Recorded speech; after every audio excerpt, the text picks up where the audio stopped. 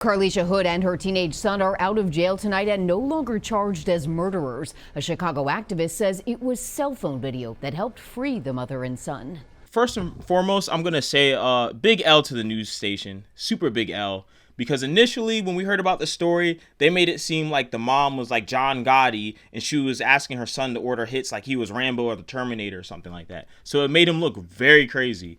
A woman in a pink dress steps out of the car. Police say this is Carlisha Hood.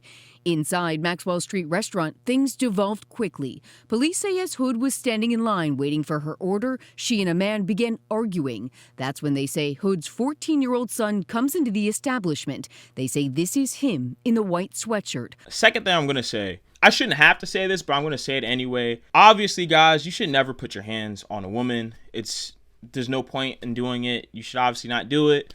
Especially in a situation like this. This guy lost his life over an argument, something that probably wasn't even that serious. It seems like they're at a food place. So what are you arguing over? Burger and fries? Stupid. It's just dumb. I think a lot of times, just as people, we let our pride get to us so much and we want to win an argument so much we're willing to go to crazy lengths. And this was just a length that was completely unnecessary.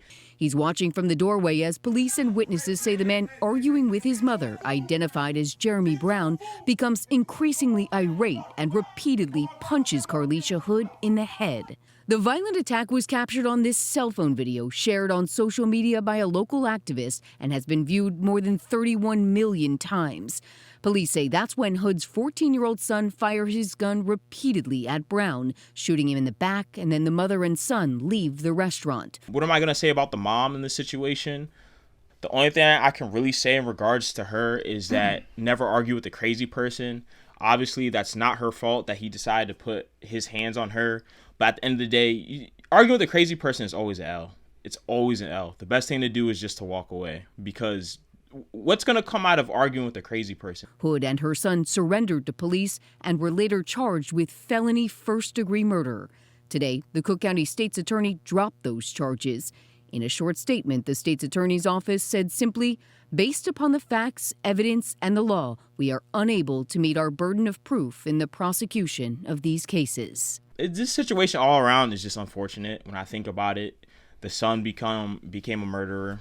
Even though it's unfortunate, it's self-defense, but still, I mean, he's probably going to have to go to therapy. He just shot someone. They're probably going to have to relocate because they just shot someone. And now they have to deal with this giant media frenzy / big court case. So all around L. The one thought that keeps coming to my mind thinking about this story is ego. And when your ego gets out of hand and you don't check it. I just don't understand why people can't contain their ego. I don't know if the man was crazy or not. I'm trying to put myself in that situation, what I would do. I would disengage. I'd probably walk away and go somewhere else. But I'm thinking to myself, she didn't do that because that's where she's from.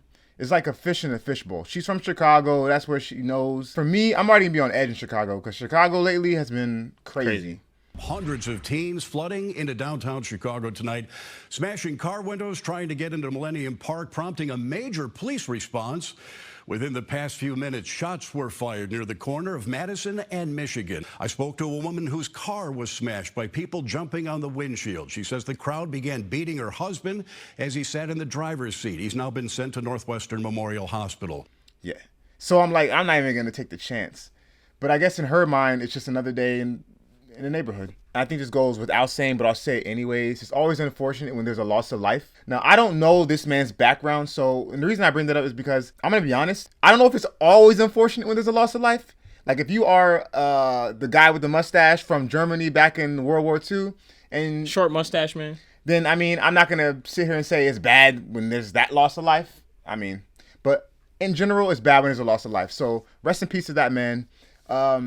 Also, there's multiple lives affected, and it's sad over what? I don't know, a stupid argument at a hot dog stand.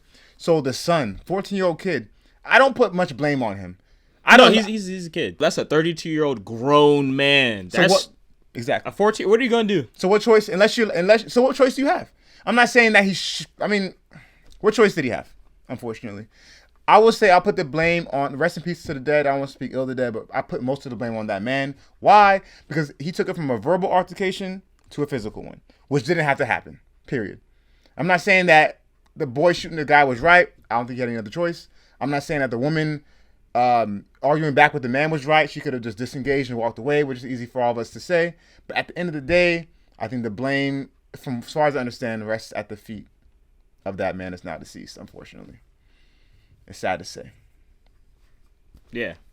Ultimately, man, I don't think there was any good or bad decisions in this situation because it all ended up bad. One dude is dead.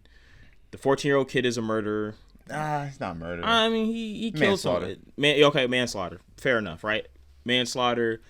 Unfortunately, his mom still got hit. Like, all around, it's an L to me. Yeah. I don't think anyone made a good or a bad decision. I think the only good decision in the situation was to walk out. That's it. That's the only good decision I see in the situation. And it looks like nobody made it. So, absolutely.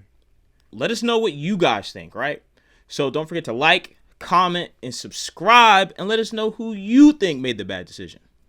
All right, guys.